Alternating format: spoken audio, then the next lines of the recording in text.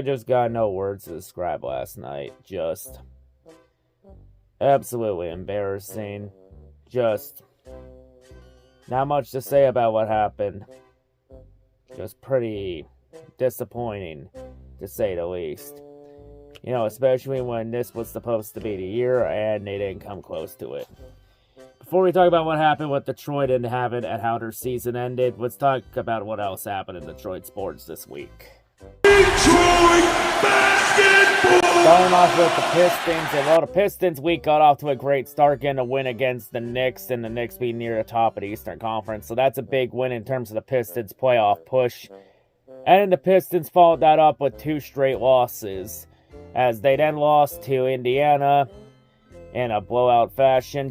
They were never really close against Indiana in any shape or form, just could not get anything going against Indiana. And then Saturday against the Suns, they went toe-to-toe with the Suns. But once again, you know, this is just the pains of a young team in the Pistons, still trying to figure out how to win games. And just the Pistons couldn't seal the deal against the Suns, losing in heartbreaking fashion by 4 points on Saturday. And also the game against Indiana officially marked the midway point of the Pistons season. As now with the Pistons losing to Phoenix on Saturday, they're now 21-21 at 500 and sit 8th in the Eastern Conference. But the Pistons are still in good position in terms of the play-in tournament because they're like 4 or 5 games to the good in the play-in tournament. Like, they just got to currently stay above Philadelphia right now to make the play-in tournament. A disappointing week for the Pistons. Possibly could have gone into the top 6. But, still a long ways to go as, there's still 40 games left in the season. We're officially in the second half of the NBA season. Now in the second half of the year, we're going to find out now who will be in the NBA playoffs, who will end up being forced to go in the gimmicky play-in tournament, and who will be sent to compete in the NBA draft lottery. A lot to be decided in these next couple months in the playoff push to see who's in and who's out. Now on to the Red Wings, and well, the Wings, their week got out to a rough start as their 7-game winning streak got snapped against San Jose. As the Wings really got blown out by San Jose in the third period, just were right there with the Sharks, and then got blown out in the third period. Now they got swept by the Sharks. Even with Tom McClellan coming in and doing things a lot differently and better than Derek Malone, one thing stayed the same, the team's inconsistency, and somehow this team can't seem to do well against San Jose. Seriously, how the fuck are we struggling this bad against the fucking Sharks?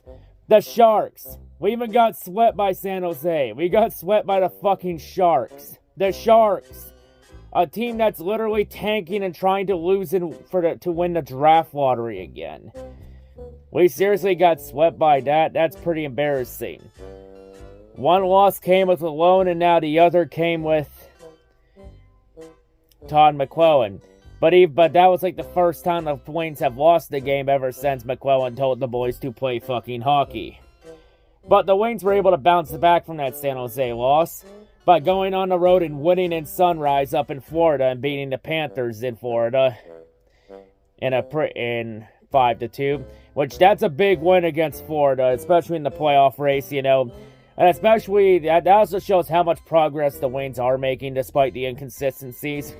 Even though they struggle against San Jose, teams like San Jose, hey, they can beat a cup contender now like Florida, so I guess that's something. Because since Florida, they're the reigning cup champs, and they're contending, and they're one of the top teams in the Eastern Conference. They're second in the division behind Toronto. And we all know Florida will have a deep run because Toronto's going to most likely choke in the first round again. But yeah, hey, at least we can beat Florida now, so there's at least that. And we made Bobrovsky have a bad night and chased him out of the net. Yeah, one of the rare times where Sergei Bobrovsky played like dog shit. And then the Wings Saturday in Tampa Bay proceeded to play like dog shit against the Lightning. As it turns out, the Wings no longer have the edge over Tampa Bay without Derek alone calling the shots. The Wings just got completely blown the fuck out against Tampa Bay. That was just a pretty bad game. So the Wings just had an up and down week. even despite the progress they've made with Todd McClellan, which was leaps and bounds better than what we had with Derek Alone, team still got some inconsistency issues to figure out. But yeah, still a long ways to go, and the loss to Tampa Bay hurts because, that's one of the teams Detroit is trying to chase in the wild card race. And it's just just a pretty disappointing week. Just, Saturday was just not the time to be a Detroit sports fan. And even though the Wings do got a game Sunday against Dallas, I'm just gonna save that Dallas game for next week. Next week's recap. So just so I can get this out and recap the Lions and the season recap done now.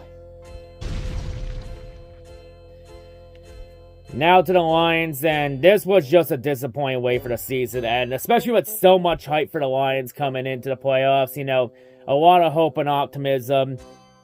You can't take these kind of seasons for granted because it could be over just like that. And pretty disappointing. I think it's safe to say the Lions heavily underestimated Washington coming into this game. And it was pretty clear they were not ready for the Commanders. Especially considering that Detroit had everything to lose coming into this playoffs, while Washington came in with house money. They had nothing to lose. And, Washington fans, they backed up that "we want Detroit" chant because I guess they really did want Detroit after all. Even though the game started off strong for Detroit, but I feel like the turning point of this game was when Jared Goff fumbled that ball in the first quarter on the 3rd and 1. Which, honestly, I don't know why the fuck we were passing in that situation. We honestly should have just ran the ball. Honestly, Ben Johnson got cute with the play calling in this game, and it cost Detroit. I think Ben Johnson was so focused on trying to press Brady and the Raiders for his head coaching gig that I think he forgot he had a game to play. They had a game to play against Washington. Honestly, why the fuck are we passing on a 3rd and 1? Washington was struggling the entire first quarter, stopping the run, especially that entire drive leading up to the fumble. In that fumble happening in the red zone and leaving points on the board in a playoff game, which you can't do that. Honestly, why the fuck are you throwing on a 3rd and 1? Washington couldn't stop the run in the first quarter. Just run the ball, damn it. You run the ball, the fumble doesn't happen, you get the first down. And I'll be honest, if the Lions don't fumble that ball, they would have scored 7 points on that drive. And then it would have been a 14-3 game. If Detroit went up 14-3 in the first quarter, different ball game. But in the end, after that fumble, Washington turned it into 7 points to take the lead. And it seemed like, that fumble shifted the momentum greatly in Washington's favor. And Detroit, they dug themselves in a hole after that, and they couldn't dig out of it. It was just a pretty frustrating, just couldn't dig out a hole. And then, main thing that killed the Lions was the turnovers. Having 5 turnovers in this game total to Washington 0. Like I said before, you're not going to win many games in this league winning having turned the ball over 5 times. They got lucky against Houston, but they could not afford to do that again, and it cost them. With, of course, the first of 3 Goff interceptions being pick 6. Which, honestly, the pick 6 shouldn't have counted because Frankie Louisville had helmet-to-helmet on Jared Goff that didn't get called. Which, I don't know why the fuck they didn't call that, especially, since, the NFL is trying to do their thing about protecting the quarterbacks in the league. Especially with all these rules to protect the QBs. But, of course, but a Detroit QB, now we'll let that slide. Funny thing is, they won't call that, but later on in the game, they'll call a helmet-to-helmet from Josh Pascal on Jaden Daniels. Then again, we can blame the NFL officiating inconsistency all we want. At the end of the day, Detroit had 60 minutes, and they should have never put themselves in that position to begin with. You can blame the officiating all you want. It was not the reason why Detroit lost this playoff game to Washington. Not even remotely close. And then, of course, the second interception happening in the end zone when they were right before halftime and just could not recover. And of course, J-Mo threw an interception on a trick play in the fourth quarter. Which, honestly, I don't know why. That was honestly a horrible play call. I don't know why the hell we were doing that kind of trick play with J-Mo throwing deep in the fucking playoffs. When Detroit was down 10. And then Washington turned that into 7 points.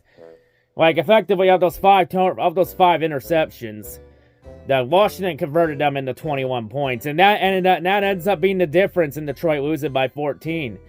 Like Washington took advantage of Detroit's mistakes. And the fact that this defense couldn't stop Jaden Daniels all night. Like, this was like the first game this season where both the offense played like dog shit and the defense played like dog shit.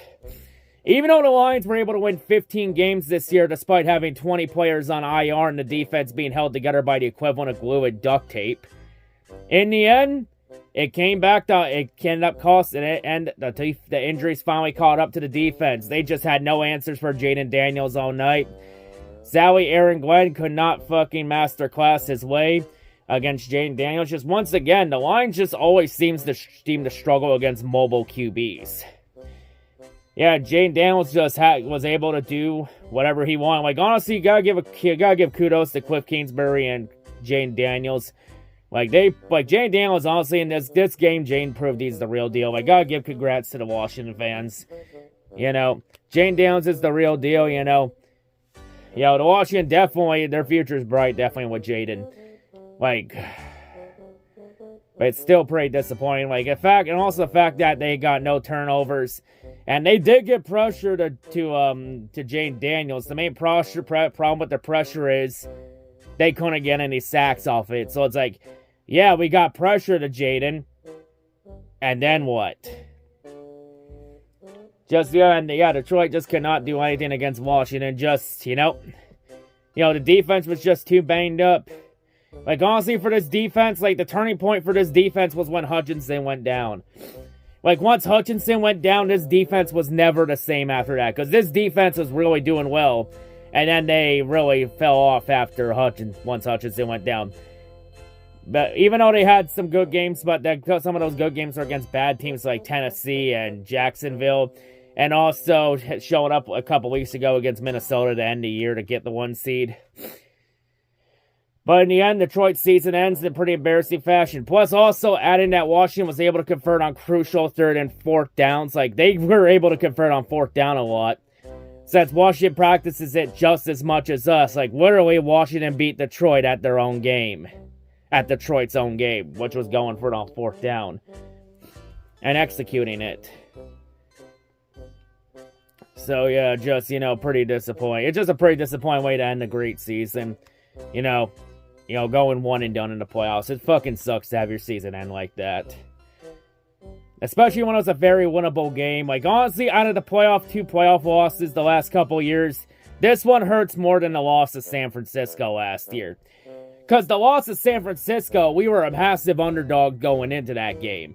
And we took San Francisco to their limit and just fell short. This one, Detroit were heavy favorites against Washington coming in. They were 8.5 9-point favorites against Washington. And they completely shit the bed at home. And plus, this one was at home, which is even worse. And Detroit was also the 1 seed. They had a first-round bye.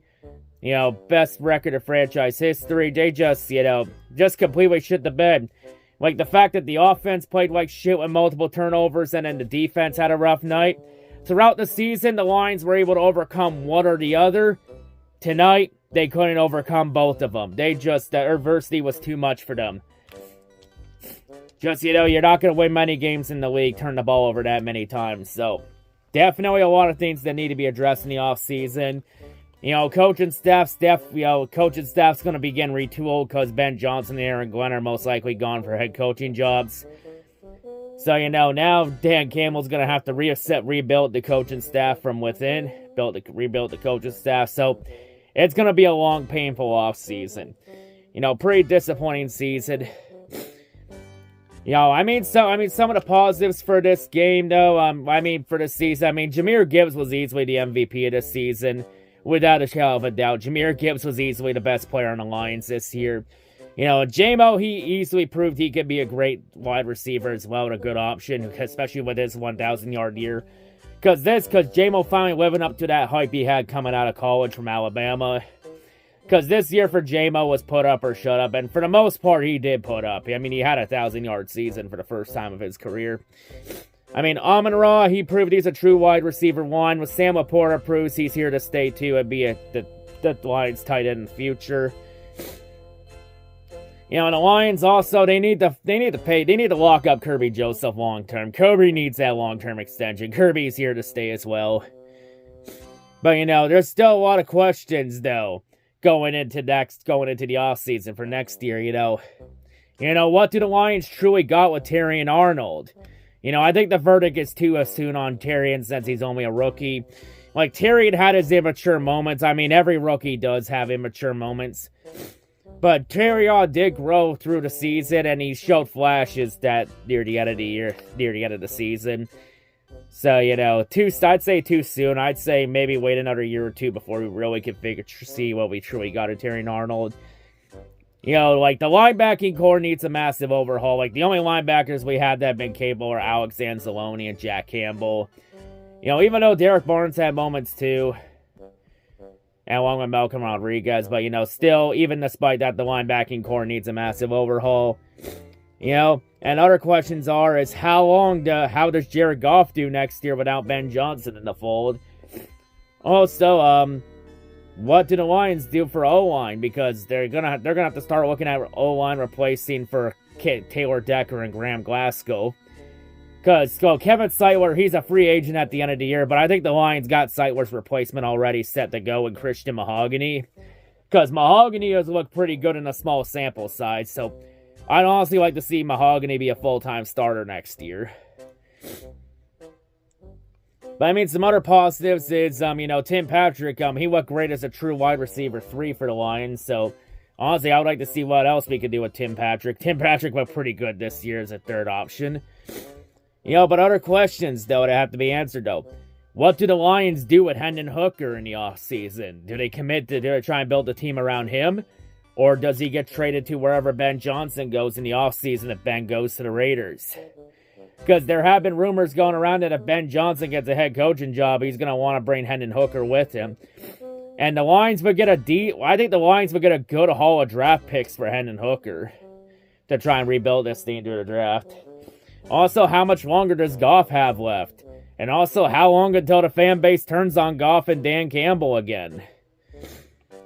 Also, the Lions, for the defense, they need to look again at true corner 1, because the Lions haven't had a true number 1 corner since Darius Slay left. Even though Carlton Davis did play well, but until he went down, and Carlton Davis is a free agent in the offseason. I would like to see the Lions bring Carlton Davis back. But, you know, he's probably going to want to see what his value is in the in free agency. And I know the Lions, they need to go in and get a stud on defense. You know, they need to go get all in on a star on defense. They need to go all in on a guy like either Micah Parsons or Max Crosby. They need to go all in on one of those two names. Like, they need to get an actual star on defense, not name Aiden Hutchinson and Kirby Joseph.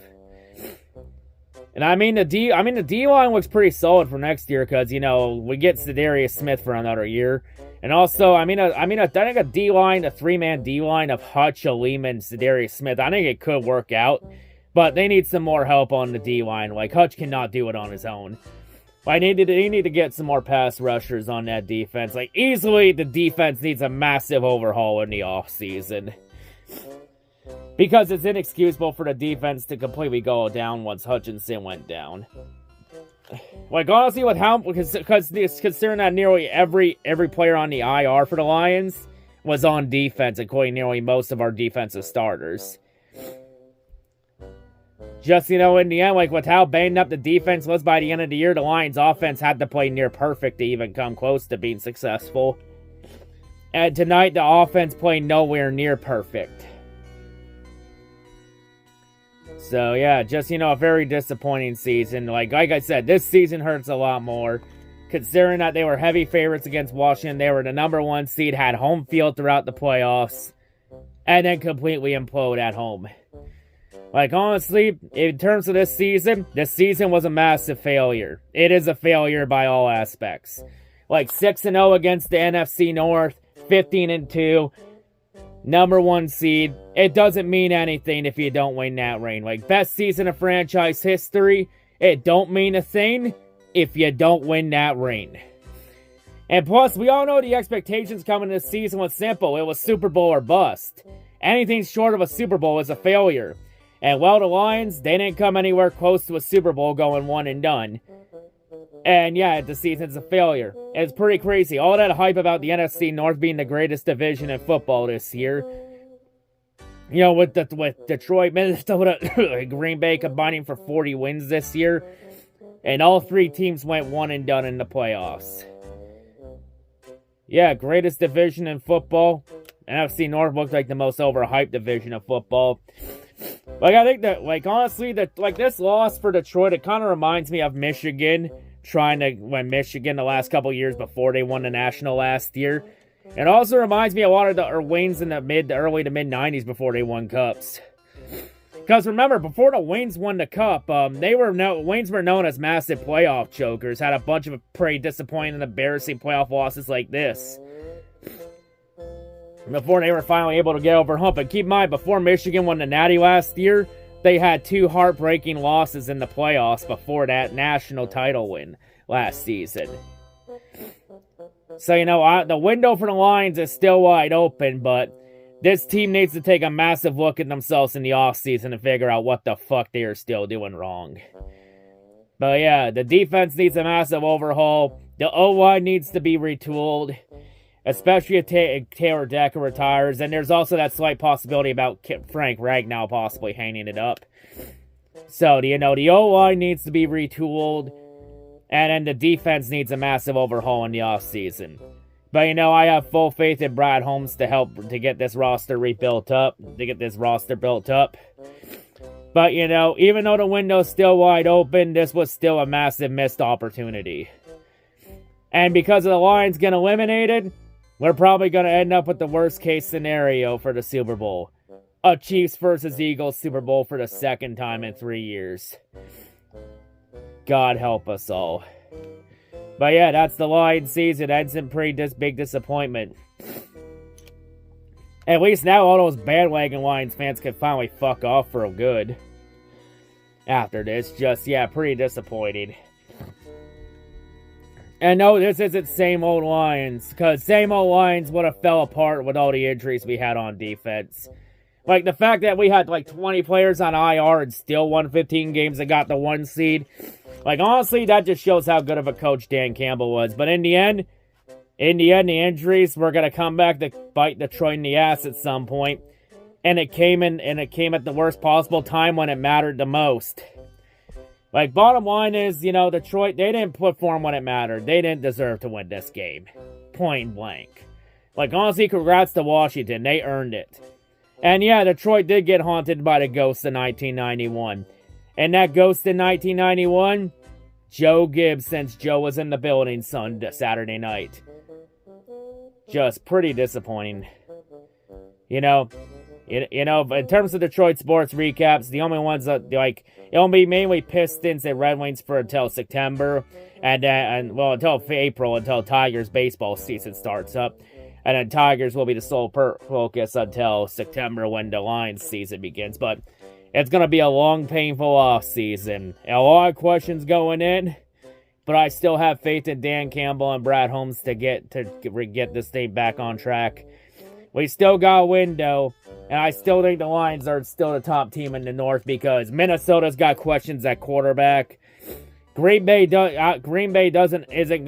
luck their way into a franchise quarterback for a 3rd straight year with Jordan Love, and the Bears are still the Bears. Like the NFC North is still Detroit's division until proven otherwise. But you know, definitely squandered a really good shot at the Super Bowl. Because this was the year the Lions were supposed to finally pull it off. And they completely shit their pant leg. Just pretty disappointing. Just disappointing way to go out. No happy ending. Just went out with a whimper. Just sad. You know, gonna be a long-ass off-season, that's for sure. I'm out. That ship has sailed. I'm sorry. You had an opportunity, and you blew it. You blew it. This close, and you blew it. Guess what? You blew it. You blew it! You blew it. You blew it, man. You blew it, boy! You really blew it! You blew it! You had it all and you blew it! You blew it! You blew it! You blew it.